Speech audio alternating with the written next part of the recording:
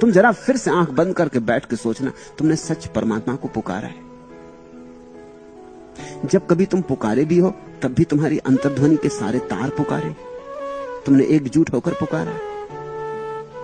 जब तुमने कभी प्रार्थना भी की है तो प्रार्थना तुम्हारे पूरे तन प्राण पर छा गई थी, या और 1000 काम भी भीतर चलते थे, तुम्हारा गोरख धंधा, तुम्हारा मन, तुम्हारे विचार सब चलते थे, उसी में एक प्रार्थना भी थी।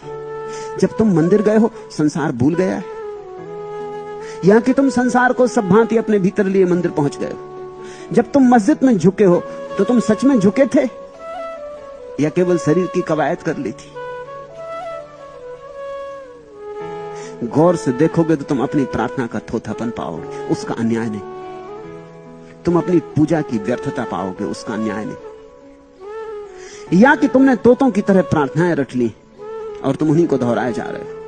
तुमने अपनी प्रार्थना तक नहीं खोजी, तुम प्रार्थना तक उधार दोहरा रहे हो।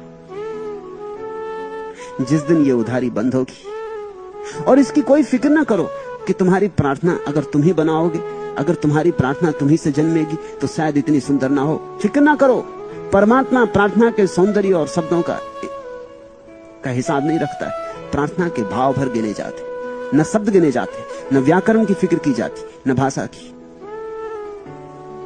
परमात्मा तो सिर्फ भाव सुनता है, मौन भाव भी उस तक पहुंच जाते।